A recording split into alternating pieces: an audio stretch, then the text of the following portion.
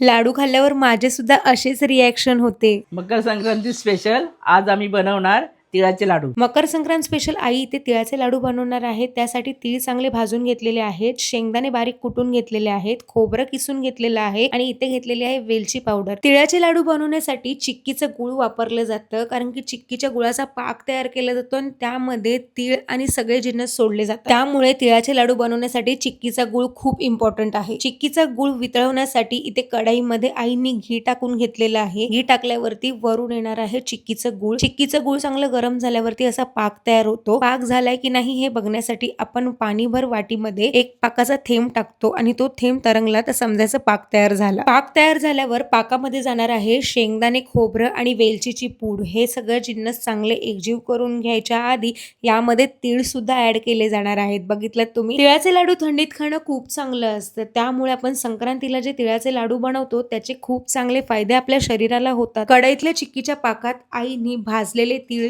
शेंगदाणे, खोबरं आणि वेलची पावडर टाकून तर घेतली. लाडूसाठी मिश्रण प्रॉपर तयार होत नाही तोपर्यंत हे जिन्नस असेच ढवळले जाणार आहेत. म्हणजेच कढईमध्ये गरमागरम असे एकजीव होईपर्यंत हे मिश्रण ढवळल्यावरती आपलं हे लाडूचं मिश्रण तयार होतं. थोड्या वेळची आतुरता संपल्यावरती इथे आपलं मिश्रण बनून तयार झालेलं आहे आणि आता आईनी हे लाडू वळायला घेतलेले आहेत. लाडू वळण्यासाठी हाताला पाणी लावून गरमागरम मिश्रण हातावर घेऊन लाडू वळायला लागतात, जेणेकरून लाडूचं मिश्रण जर थंड झालं तर पुन्हा आपल्याला हे मिश्रण गरम करून हातावर लाडू वळावे लागतात. त्यासाठी झटपट लाडू वळणं खूप गरजेचं आहे. लाडू बनवण्यासाठी आईने इथे अर्धा किलो गुळ, अर्धा किलो तीळ, 100 ग्रॅम शेंगदाणे, 1 वाटी खोबरं आणि थोडीशी वेलची पावडर वापरलेली. लाडू वळताना आई मला तिच्या लहानपणीच्या गोष्टी सांगत होत्या. गोष्टी ऐकता ऐकता इथे आमचे लाडू सुद्धा वळून झाले.